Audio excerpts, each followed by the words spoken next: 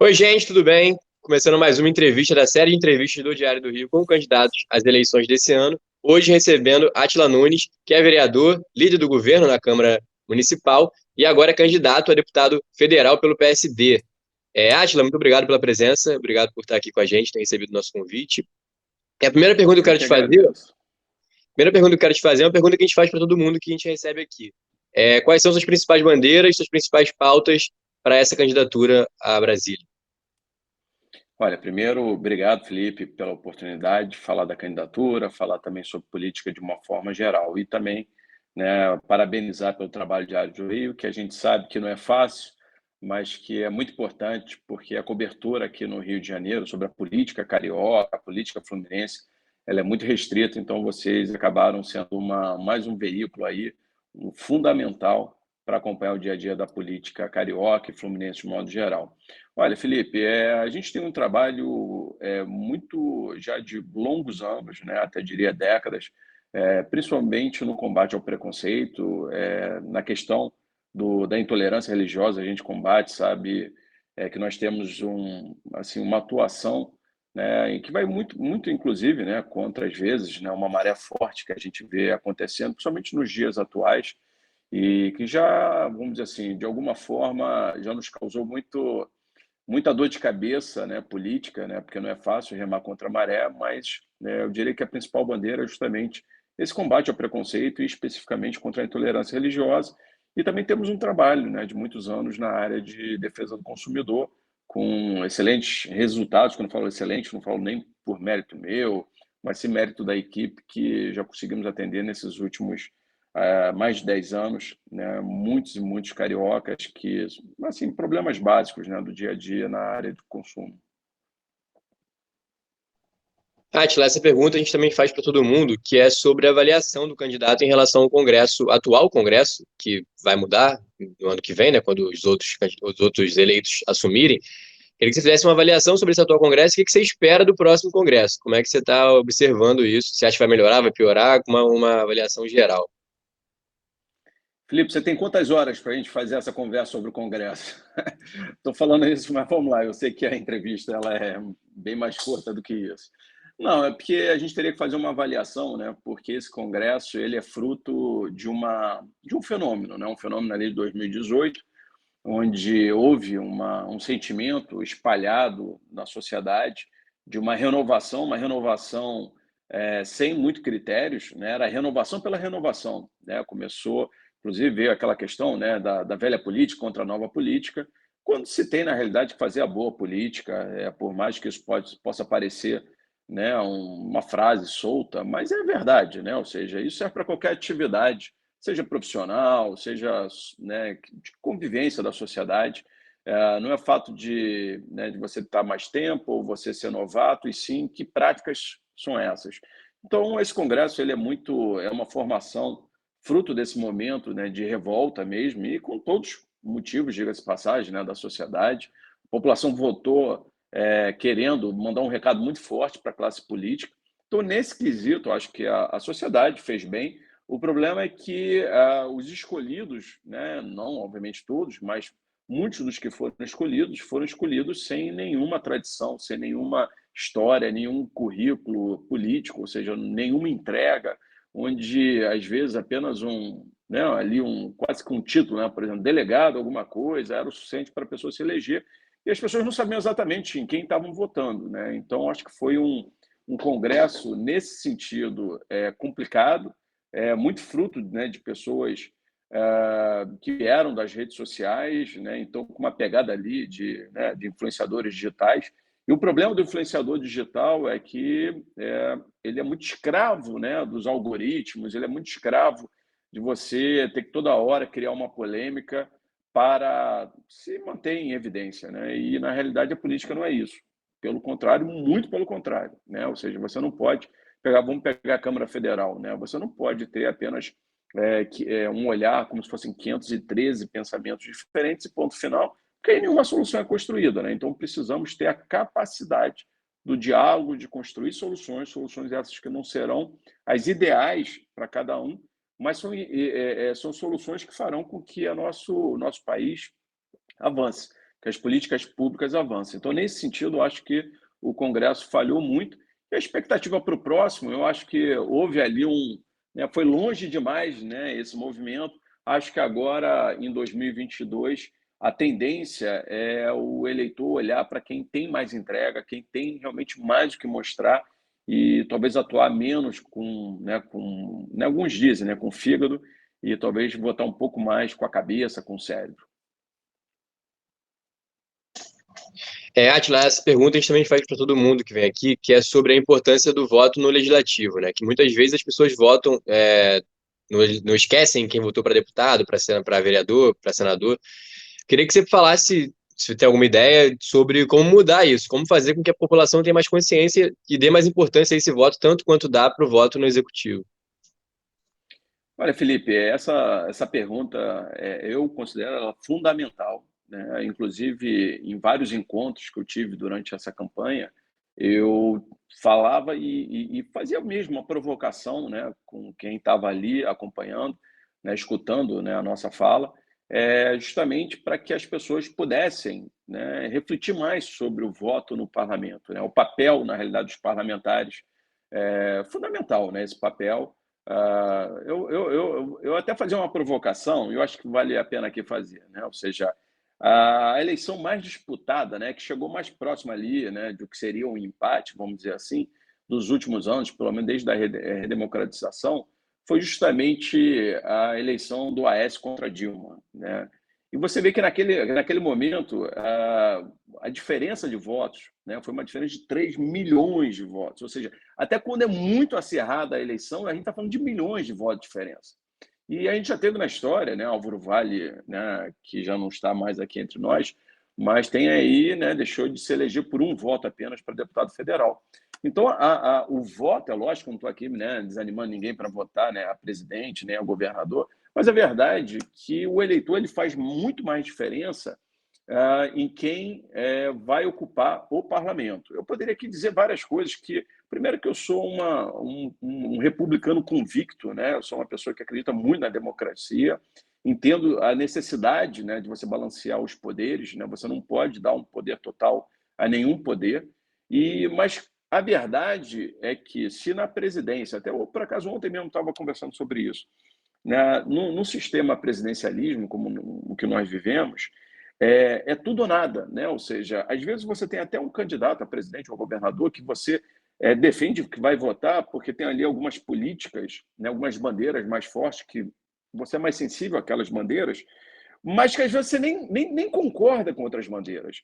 Mas quando ele ganha, ele pode ganhar por um voto. Ele, na realidade, manda em tudo. E muitas vezes cria, inclusive, uma cegueira, achando que todas as ideias dele são boas ideias e que têm a concordância da população. E muitas vezes não é o que acontece, né? Então, aonde que isso teria que ter um contraponto? Justamente no Congresso, né? Ou seja, justamente nos parlamentos. Os parlamentos, eles são representações de segmentos da sociedade, né? Então, ali é onde tem a oportunidade de diversos segmentos terem seus representantes, seus respectivos representantes, e que serão uma voz para balancear, vamos dizer assim, as políticas públicas, né? Para não deixar, às vezes, um governante ir longe demais ou mesmo até abandonar uma determinada política pública. Então, aonde de fato o cidadão se faz, né, ser ouvido é no parlamento, são nos parlamentos, né, nos diversos parlamentos, né, seja municipal, estadual ou federal. Então, é fundamental a eleição, eu diria que para deputado e até mesmo senador, né, também é uma eleição majoritária de senador, mas também, mas principalmente para deputado estadual e federal, eu considero as eleições mais importantes que nós temos e que, infelizmente, elas passam quase que despercebidas, né, por parte dos eleitores. Até, pelo menos poucos dias atrás, a pesquisa que eu vi falava em 7 em cada 10 eleitores não sabiam, por exemplo, quem votar para deputado federal, o que é assustador. E quando a gente vê também, eu não lembro mais agora exatamente o número, mas também mais ou menos isso, 2 a cada 3 eleitores não lembram em quem votaram na última eleição. Então, assim, isso acaba induzindo, inclusive, a práticas antigas que nós sabemos que não são nem um pouco republicanas, né? Então, o ideal é que não só haja o voto, mas principalmente o voto consciente. Átila, vamos falar agora sobre suas pautas. O combate à intolerância religiosa é a sua grande luta, né? que você falou na Sim. abertura aí. E você faz uma atuação, tem uma atuação muito forte no Rio de Janeiro, a gente sempre publica material de ações do seu mandato. Eu queria saber como é que você está pensando essa luta em Brasília, essa luta, nacionalizar essa luta, uma vez que os crimes de intolerância religiosa se espalharam por todo o Brasil. Não é uma peculiaridade do Rio, mas acontece no país inteiro. E como é que você está pensando essa luta? E aí, considerando também que você pode barrar no Congresso evangélico, conservador, que talvez dificulte esse debate. Como é que você está pensando isso? Olha, Felipe, primeiro vamos dividir rapidamente, né, essa questão. Primeiro, eu vou começar pelo final, tá? Então, primeiro, eu tenho até no momento, né, estou exercendo a liderança de governo, né, do prefeito Eduardo Paes, e a Câmara de Vereadores, se você pegar proporcionalmente, ela também tem uma participação expressiva de vereadores ligados, né, ao segmento evangélico, né, ou seja, lá não existe uma formalização, assim como no Congresso, da bancada evangélica, né? Não tem essa característica, porque lá a gente se divide em blocos, né? Diferente a dinâmica, mas poderíamos, se nós colocarmos aí, informalmente existe sim uma bancada evangélica. E é importante primeiro ressaltar que meu diálogo é muito bom, até se não fosse, né, muito bom, eu não teria nem viabilidade, né, de exercer uma liderança de governo. Então isso é perfeitamente factível o diálogo, até porque eu sou um democrata convicto, né, e nada me tira essa convicção, né, que a gente pode sempre construir soluções através do diálogo e da compreensão da forma como cada um enxerga, vê a sociedade, um problema, por aí vai indo.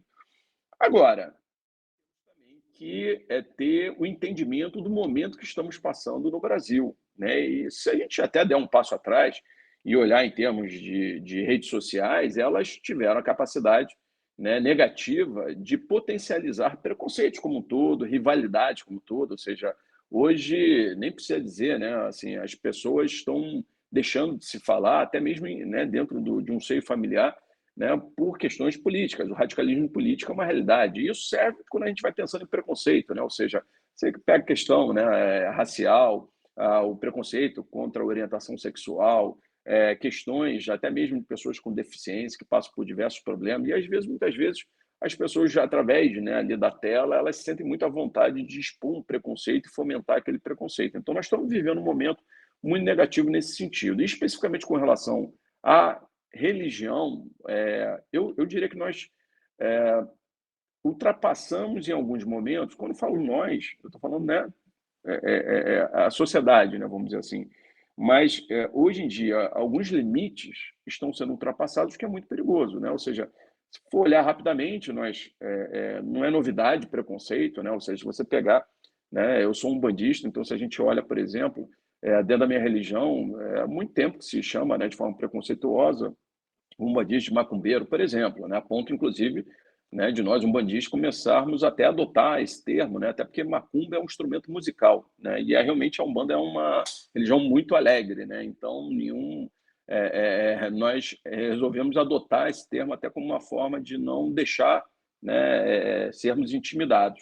Mas se você olhar, né, ou seja, o preconceito ele vai para um assédio religioso, né? São diversos casos, né, de relatos, né, de reclamações de pessoas que sofrem assédio religioso, aí depois vai avançando, agressões e ameaças. Eu fui secretário de Estado de Direitos Humanos durante 2 anos, e você teve terreiros, uma série de terreiros fechados, e a gente combateu, né, e vem combatendo até hoje, né, sob ameaça de fuzil de traficantes de Jesus. Né? Olha só que coisa louca, né? Ou seja, certamente eles não aprenderam os ensinamentos de Cristo, né, da forma correta, né? Mas isso é uma realidade. E por último, nós estamos chegando a um ponto onde a gente vê, né, independente do presidente aí de plantão, né, a gente vê alguns sinais muito perigosos, sabe, Felipe? Assim, eu pessoalmente, quando eu vejo, né, o presidente atual indicando o ministro do Supremo Tribunal Federal pelo critério de ser terrivelmente evangélico, eu acho que a gente está com um problema muito sério, né? Ou seja, estaria muito errado se fosse terrivelmente umbandista, terrivelmente católico, terrivelmente budista, candomblessista, o que fosse. Né? Não é o critério estabelecido na nossa Constituição, a Constituição tem que ser respeitada e tem diversos episódios acontecendo. Nós fizemos uma denúncia, por exemplo, no Ministério Público com relação a um pastor, pelo menos auto-intitulado pastor, numa festa da cidade, pago pelos recursos municipais da Prefeitura de Itaboraí, falando, berrando no microfone, no palco, né, da prefeitura, que os terreiros ali da cidade estavam com seus dias contados, né? Ou seja, sabe, da onde que saiu, né? Ou seja, de que buraco, né, esses preconceituosos saíram. O problema é quando você vê isso na festa oficial da cidade. Então, eu acho que nesse sentido é que o combate precisa ser feito, né? Acho que o Estado laico, né, o conceito primário, né, do conceito básico do Estado laico precisa ser urgentemente resgatado no nosso país.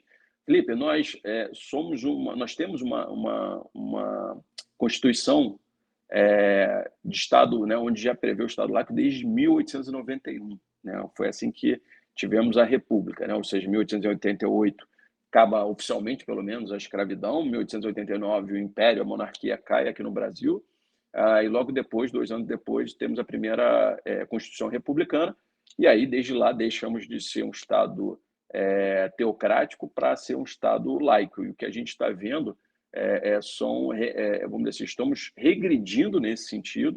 O Ministério da Educação entregando, por exemplo, para pastores indicarem quais municípios receberiam orçamento, verba do Ministério da Educação. Ou seja, e o engraçado, esse episódio só virou escândalo porque eles pediram propina, porque enquanto eles estavam circulando o Brasil, falando em nome do ministro da Educação, mesmo não sendo nomeados no Ministério da Educação, todo mundo estava achando aquilo normal. Agora, imagina você pegar, né, você chegar a bater numa cidade com alguns milhões, poder de indicar alguns milhões do Ministério da Educação, imagina se fizer amanhã uma exigência, por exemplo, para dificultar a vida dos terreiros, né? Vou dar uma suposição aqui. O prefeito vai ficar ali um dilema, pô, mas se eu não dificultar a vida dos terreiros aqui na cidade, eu não vou receber os milhões de educação. Então, assim, Felipe, tem muita coisa errada acontecendo e nós precisamos colocar um holofote. E não somos só nós, não, bandistas, candomblecistas, espiritualistas, de modo geral. Eu acho que é todo aquele cidadão de bem que entende que o Estado tem que ser, de fato, um Estado laico, porque isso pode chegar a um ponto de ser tarde demais e as instituições estarem contaminadas, aparelhadas com um pensamento fundamentalista. Você falou na sua resposta sobre o buraco, né? O buraco se abriu e esse tipo de manifestação começou a se espalhar por todo o país. Quando você acha que esse buraco foi aberto? É um processo? Como é que você observa esse contexto todo?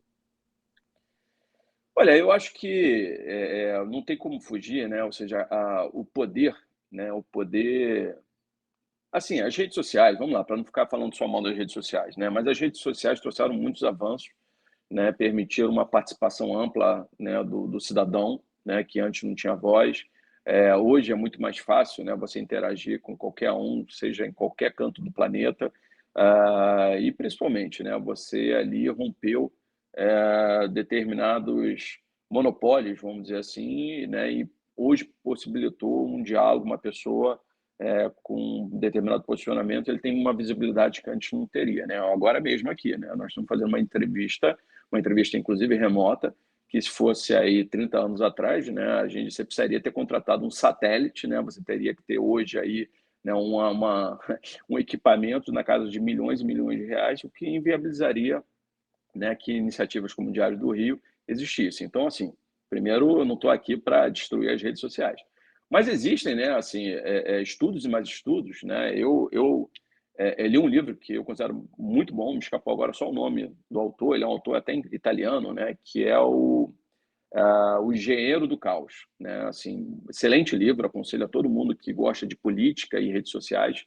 É realmente fenomenal entender a dinâmica e o fato dos algoritmos, né, serem programados para dar destaque, né, aquilo que tem repercussão, e naturalmente o que tem repercussão é o que é polêmico, você fez com que pensamentos mais radicais, inclusive preconceituosos, fossem ganhando muito mais visibilidade do que pensamentos equilibrados, né? Pensamentos baseados em razão, né? E na hora que você faz com que pessoas que estão, né, em vários cantos, né, seja da mesma cidade, do mesmo país, ou até mesmo, né, do mundo, que tenham aquele pensamento preconceituoso, radicalizado, quando você expõe isso e você conecta essas pessoas, você vai criando ali quase uma sociedade paralela que começa a normalizar, né, esse tipo de radicalismo, né, esse tipo de o que seria impossível conviver em sociedade, né, se a gente realmente levasse isso como uma regra geral.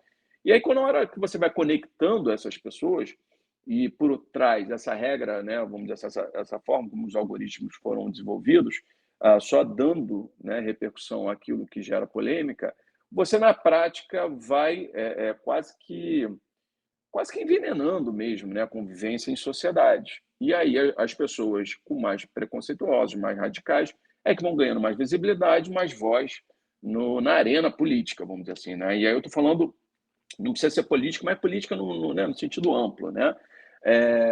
Tanto é que você vê, né? Você pega um youtuber da vida, vai falar uma polêmica, vamos cancelar o sujeito. Daqui a pouco ele fala outra polêmica, todo mundo já esqueceu de cancelar e já está debatendo a nova polêmica dele, e ele vai vivendo de polêmica em polêmica com 1 milhão de seguidores. E é aquela pessoa equilibrada que tem ali, né, que pensa as coisas e que, na verdade, é o que a gente precisa na sociedade, né? Ela vai ficando esquecida, vai ficando sem voz. Então, eu acho que, assim, respondendo de forma objetiva, eu acho que na hora que as redes sociais se popularizaram com base nesse tipo de algoritmos, a gente criou ali o solo fértil, né, para que o preconceito e o radicalismo explodissem. E especificamente aqui no Brasil, né, a gente pode falar que em 2013 foi um movimento com muita legitimidade no início e que depois desandou completamente com black blocs e tudo mais, e ali se plantou uma semente, né, para esse também essas manifestações mais radicais, e foi no crescente. Aí, Felipe, aí você vai saber até mais do que eu, sabe muito bem onde isso foi parar, né? Ou seja, com eleições cada vez mais radicalizadas, e coroado em 2018, e essa eleição agora, 2022, não está deixando também muito a desejar em relação ao radicalismo. Vamos ver o que vai sair aí das urnas. Só para a gente fechar esse tema, né, que é a sua grande pauta, o combate à intolerância religiosa, você falou sobre o resgate do Estado laico, né? Voltar a gente a ter uma convivência entre as religiões, uma convivência no próprio Congresso, na política. O que um eventual deputado Átila Nunes pensa de projeto, de ideias para poder resgatar esse Estado laico? Olha, Felipe, primeiro assim, eu acredito que um fenômeno, existe aquele livro, né, a questão da democracia, né, como as democracias morrem, né, e ali o autor ele vai mostrando que na realidade não existe mais aquele golpe tradicional, né, de tanque, né, nas ruas, por aí vai indo, e sim as instituições vão sendo minadas por dentro, né, e o tecido social também vai sendo ali prejudicado, vai sendo esgarçado até que chega um momento que as bases, inclusive a imprensa é um exemplo disso, ela está tão desgastado que você praticamente corroeu e não existe mais as bases democráticas como elas deveriam de fato acontecer. A questão do Estado laico é muito parecido, entendeu, Felipe? Assim, eu não vejo a possibilidade, por exemplo, de ninguém apresentar, até porque eu acho que seria, né, uma cláusula pétrea, assim, dizer agora que nós vamos voltar a ser um Estado teocrático, né? Isso aí não é o caso, né? O que vai acontecer na realidade é que você vai minando as instituições por dentro, você vai ocupando, você vai aparelhando, né? Tanto por exemplo, vou dar um exemplo básico, né? Você, por exemplo, toda templo religioso, vamos dizer assim, é isento de IPTU, né? E isso aqui sempre é muito mais difícil você conseguir concluir com êxito a isenção de IPTU de um terreiro do que uma igreja, né? Um exemplo básico, né? Por quê? Porque às vezes você vai encontrando pessoas ali dentro que vão criando algumas dificuldades, né? Vai ali postergando, né? O exemplo já falei aqui, né? O Ministério da Educação, né? Quando você tem um ministro, o ministro em nenhum momento ia fazer um ofício ali, imagina, vai fazer um ofício formalizando, né, essa procuração aos pastores, né, ali ditos pastores, né? Até porque, diga-se de passagem, eu acho que no final das contas o maior prejudicado nisso tudo são os evangélicos sérios, tá? Porque acabam sofrendo um preconceito porque outros estão fazendo besteira usando o nome da religião. Mas em nenhum momento o ministro, por exemplo, iria formalizar ali, através de um ofício, essa procuração a lideranças religiosas para indicar, né, quais cidades deveriam receber verbas do Ministério da Educação. Mas, informalmente, era o que acontecia, né? Inclusive com eventos, solenidades, dando ali, eles ocupavam o púlpito ali na hora do lançamento de qualquer evento do Ministério da Educação.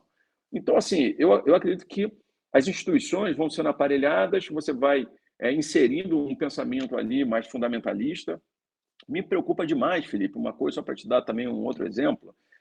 Muitos assim não confundem isso, mas, por exemplo, nós umbandistas somos cristãos, tá? Tanto é que dentro da nossa religião, né, assim, o orixá Oxalá, né, ele foi ali, através do sincretismo religioso, ele é representado por Jesus, né, ou seja, o criador da terra, né, e tudo mais. Ou seja, que é próximo, né, do conceito do cristão clássico, né? A diferença só é que você vai entrar num terreiro, né, Jesus está ali numa imagem de braços abertos, como eu falei, é uma religião muito alegre, né, muito feliz. Mas o entendimento, né, é o quê? Não, cristãos somos nós, né, evangélicos e católicos.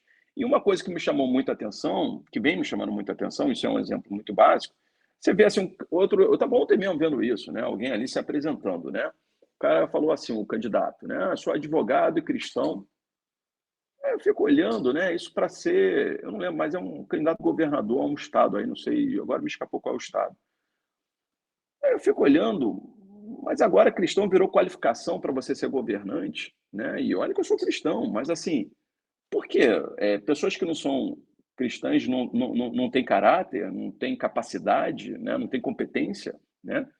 Eu fico aí com um pastor, né? Com um pastor, né? Que é o Martin Luther King, que disse, né? Que sonhava com um dia que as pessoas seriam julgadas pelo seu caráter, né? E não pela cor da sua pele, né? Ou pela sua religião. E se eu pudesse, eu faria esse pacto com a nossa sociedade. Vamos fazer o seguinte: a partir de agora, a gente só elege presidentes, governadores e prefeitos competentes, né? E de caráter, né? Então, eu acho que o maior papel dentro de como parlamentar, dentro do Congresso, é justamente, primeiro, botar o holofote toda vez que há essa distorção, né? Querer indicar um ministro do Supremo Tribunal Federal, por mais que isso seja uma atribuição do Senado, fazer a sabatina, mas você pode sim ter muito mais possibilidade de colocar um holofote como deputado federal. Eu acho que ainda existem algumas leis. Eu, quando cheguei a ficar rapidamente um período como deputado federal, apresentei mais de 30 projetos de lei, e ali reforçavam, né, a liberdade religiosa dentro dos projetos que eu apresentei.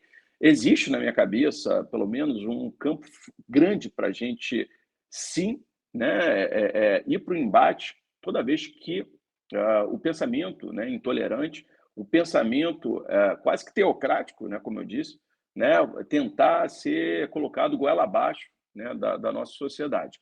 Olha, como para concluir essa minha resposta, nós não podemos confundir, né, dentro da democracia, a vontade da maioria com a ditadura da maioria, né? Ou seja, sim, as pessoas são eleitas com base nas maiorias, mas os direitos são garantidos a todos, inclusive às minorias. Então, acho que tem muito o que se fazer como deputado federal, principalmente num momento como hoje, através das denúncias que nós já fazemos no dia a dia, mas em Brasília tem muito mais a ser feito. Átila, eu sei que você está com o horário apertado, você tem sessão, né, na Câmara daqui a pouquinho. Eu queria te fazer uma pergunta rápida sobre a sua outra pauta, que é o direito do consumidor. Hoje o Brasil tem, de acordo com o levantamento da Confederação Nacional do Comércio, estou até vendo aqui, tem 78% das famílias endividadas e 29% estão com as contas atrasadas.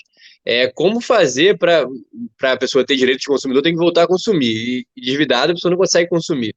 Você tem alguma ideia, algum Exato. plano para poder recuperar esse motor da economia, que é um motor muito importante, o motor do consumo, que está travado há alguns anos já no Brasil? Você tem alguma ideia para isso?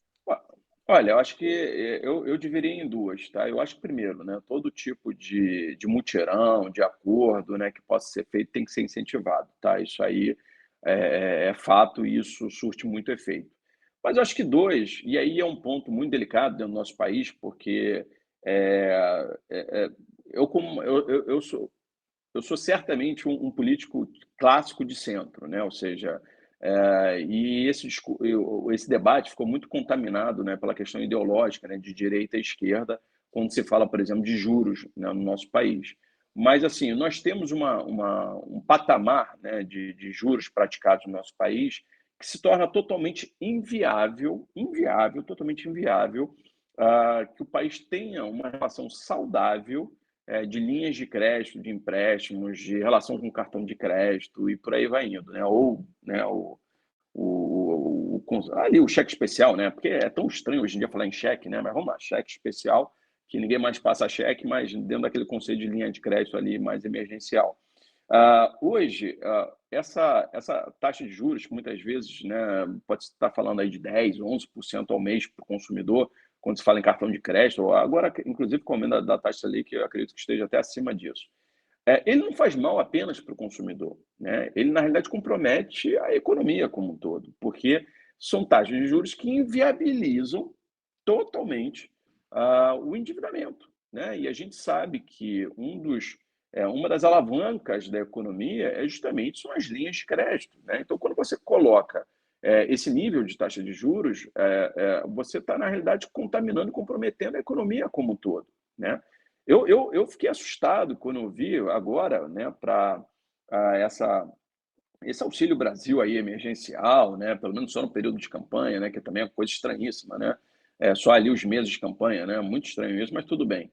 Essa autorização, por exemplo, né, para que se faça empréstimo consignado, para quem deveria ali quem está ali só recebendo aquele valor para basicamente se alimentar. A gente está falando de alimentos básicos, né? Ou seja, se muitas vezes a gente se enrola, né, com a administração financeira, pessoal, familiar, tudo mais. Imagina a pessoa que, popularmente falando, né, vende almoço para comprar o jantar, né? Ou seja, aí você permite ali uma antecipação, né, de auxílio emergencial. Olha que loucura, auxílio emergencial. A taxa de juros, né, primeiro momento eles estavam fazendo simulações com taxas lá em cima. Aí agora, né, eles viram que virou um escândalo isso, tanto é que os bancos tradicionais, as financeiras de maior tradição e peso, até elas se retiraram, né, desse jogo, porque elas falaram, aí não dá. E agora limitaram ali, mas limitaram, você vê, Felipe, a mais de 3% ao mês, sendo descontado em folha. Ou seja, vai sair direto do governo, que, diga-se de passagem, nossos impostos, para pagar diretamente essas financeiras. Ou seja, é uma coisa inacreditável, é inacreditável. Então, assim, é óbvio que isso vai dar problema e muito problema, né? Então, eu acho que aí tem um campo enorme para ser um discurso, para ser um debate maduro dentro do Congresso. Eu acho que a gente tem que ver exemplos no exterior. Isso pode falar, mas isso só acontece em país socialista. Não, existem países da Europa, inclusive, que praticam limites de taxa de juros, porque chega um momento que você, como eu disse, não só inviabiliza ali o consumidor, mas principalmente você contamina a economia e acaba que a gente vê, né, um crescimento médio pífio, né, nos últimos 10 anos no Brasil. Átila, para encerrar, eu queria que você dissesse suas redes, onde as pessoas podem procurar, ouvir mais falar de você, e o que um eventual mandato, o que o eleitor pode esperar de um eventual mandato seu, rapidamente resumindo, para a gente fechar aqui. Olha, então vou começar pelo mandato, tá? O que eu posso dizer, como também, né, sempre que eu tenho oportunidade, eu converso, né? Nós fazemos, eu vejo pela Câmara de Vereadores, né, nós votamos dezenas, né, literalmente dezenas de projetos de lei toda semana, tá? Dezenas. Então, imagina quando você pensa em 4 anos de votação, né? A gente está falando aí de milhares de projetos, né, de leis que são votados por nós parlamentares. Então, dizer, né, que, olha, o eleitor, né, aquele que entender, né, que é assim, olhar e falar assim, poxa, eu vou votar aí no Átila, né? É impossível dizer aqui exatamente como é que eu vou votar nos próximos 4 anos, né? E diga-se de passagem, nós é que temos a obrigação de fazer uma dedicação para saber cada projeto, estudar, né, discutir, debater. Essa é a nossa obrigação. Mas uma coisa eu posso falar, né? O que o eleitor, aquele que me der esse voto de confiança, ele vai ter certeza que todo e qualquer voto que eu dê, né, como eu já faço hoje na Câmara de Vereadores, que eu vier a dar no Congresso, ele sempre será a base, primeiro, de boa fé, né? Ou seja, em todo momento estarei votando naquilo que eu acredito ser o melhor para a sociedade. 2, de estudo, ou seja, eu entendo que principalmente as grandes matérias elas devem ser estudadas e para a gente conseguir chegar, né, no melhor voto possível. E terceiro, a capacidade do diálogo, ou seja, entender que o ideal muitas vezes pode atrapalhar o que é possível. Então, às vezes, você fica como parlamentar querendo impor, né, o que você considera ideal e acaba inviabilizando soluções que farão diferença. Então, esses são os pilares que eu votarei a cada votação lá no Congresso, assim como aqui na Câmara de Vereadores. Isso o eleitor pode ter certeza. Pode discordar, inclusive, de algumas votações minhas, mas ele tem que ter certeza que eu votei de boa fé, estudando as matérias e com entendimento de construir as melhores soluções possíveis. E, por último, minhas redes sociais são todas elas, né? Instagram, Twitter, Facebook, YouTube, inclusive meu e-mail, né, pessoal, atilanunesrj, no caso do e-mail, atilanunesrj@gmail.com, mas quem quiser seguir vai ser uma honra, um prazer, e eu procuro, sempre tenho esse também, né, de ficar os 4 anos interagindo o máximo possível com os eleitores, que eu acho isso também fundamental. Obrigado, Átila. A gente pede para que os leitores do Diário acompanhem as nossas entrevistas. Tem uma série lá no YouTube, uma playlist com vários candidatos de vários partidos, de várias ideias, para ajudar vocês a escolher em quem votar no domingo. Valeu, Átila. Aquele abraço. Tchau, tchau. Obrigado, Felipe. Um abraço a todos.